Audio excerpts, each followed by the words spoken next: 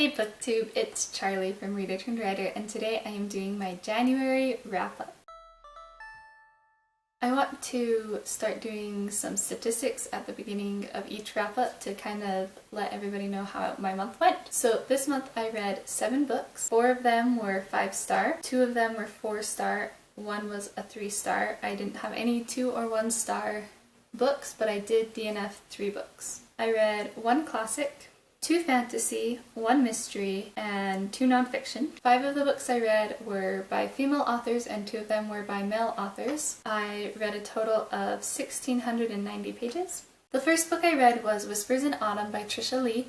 It was a book that I got for free on my Kindle app, and I actually only gave it 3 stars. I didn't love it. I didn't hate it or stop reading it, but I didn't love it. I had some issues with it. It's a dystopian novel set in the US in a future where aliens have come down and basically taken over the human race to where humans don't even realize that there's anything wrong because they control their emotions and everything they do.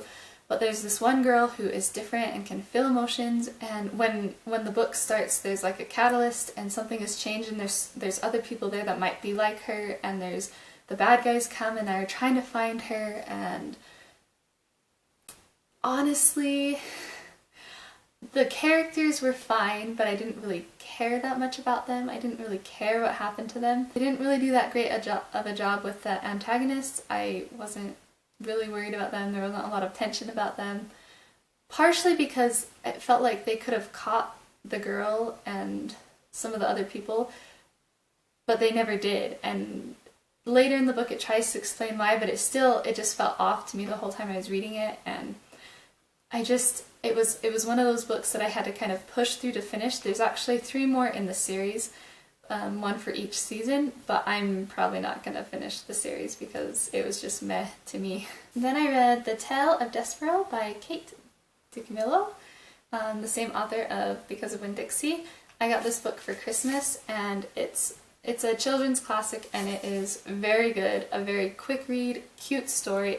I gave it 5 stars. I loved the themes throughout of love and friendship and loyalty and light, and how darkness can creep into people, and I just thought it was a very cute way to look at some of these themes through the story. It's the story of a mouse here, Despereaux, who is different from all the other mice, and he falls in love with a princess, and the princess ends up being in trouble because of an evil rat, and so he has this needle that he uses for a sword, and it's just a very cute, touching story, and I would definitely recommend it, especially if you have kids. Reading it with them, I'm really excited to read it with my kids when they're just a little bit older. Next I read Fluent in 3 months by Benny Lewis. I actually read the hard copy of this because my husband got it for Christmas, but we don't have it because we lent it to my mother-in-law to read. I really enjoyed Fluent in 3 months. I gave it 4 stars. I thought it was full of a lot of really good information, both principle-wise and a lot of specifics to help you if you want to learn a language. It also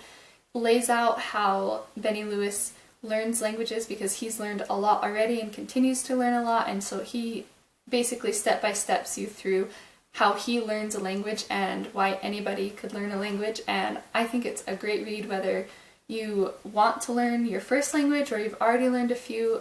It was a very good book if you're interested in languages or learning languages or other cultures and traveling. It's a very, very good book. Then I read Enchanted by Gail, Carson, Levine. This was a reread for me. I was feeling miserable in the middle of the month. I had morning sickness, and I also had a yeast infection, which was absolutely miserable. And then I got this horrible cold on top of it where I couldn't swallow, my throat hurt so bad, my head hurt. I just felt horrible, and I didn't want to do anything, so I got out Enchanted and I read it that day because that's all I did all day long was read Enchanted. It was an easier read because it is for a slightly younger audience, and it was a reread for me, but I still loved it so much. I haven't read it since I was I think in middle school, maybe high school, but I think middle school, and so I wanted to reread it because I remember loving it as a child, and I wanted to see if it was still as good as I remembered, and it was. It is so amazing. If you have not read Enchanted, it's a Cinderella retell, and it is so good. I love Gail, Carson, Levine too, just saying. Then I read Life Management for the Busy Homeschooling Mom by Katherine Leigh. This was a book that I had on my phone as well, on my Kindle app. It was really, really short. It was only 88 pages and it was so good. I gave it 5 stars. I loved the voice of the author. She was super interesting but not over the top. A lot of mom books that are written by moms about homeschooling or taking care of your house are a little bit over the top for me, but she was really good and she had so many good ideas and tips and principles for how she stays organized and on top of life, and it made me really excited to get back to normal life after feeling so miserable for so long, and it re-motivated me with some of my systems. Then I read Exercise Every Day by S.J. Scott. I wanted to read this book when I heard the title because I want to make exercise a daily habit, and this book did not disappoint. I gave it 5 stars as well. No, I gave it 4 stars. But it was really good still. A lot of the tips and things that he talked about in it I already knew. I also felt like he repeated himself quite a bit, but his main idea and the tips that he shared for exercising and making it a habit were all very, very good. A lot of the principles I already agreed with, like setting your goal low enough that you'll actually do it every day, because it's better to exercise every day a small amount than exercising a ton and then not exercising for 2 days or 2 weeks or a month or whatever. If you are interested in setting up a smaller habit of exercise every day, I would definitely recommend this book. The last book I read was Agatha Christie by The Secret Adversary. This was on my phone as well, and I didn't realize it until this month, which is why I hadn't read it, but as soon as I knew that I had an Agatha Christie book just sitting on my phone, I had to read it, and it was so good. It was way different from any Agatha Christie book that I have ever read. Not that I read a ton, but it was definitely just different. It was about these 2 young adults who kind of stumble upon this mystery,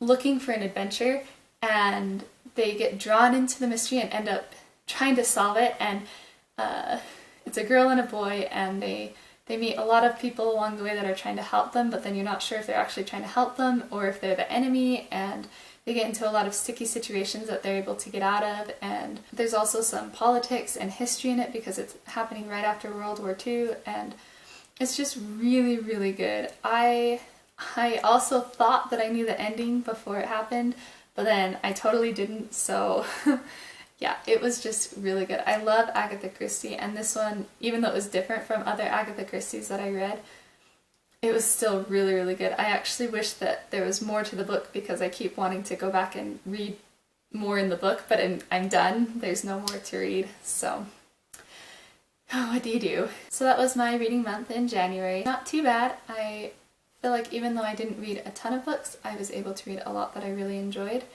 and I was able to get some books checked off of my list of books that I wanted to read. Have you read any of these books before? If you have, let me know what you thought of them in the comments below. Thanks for watching, and I'll see you in my next video.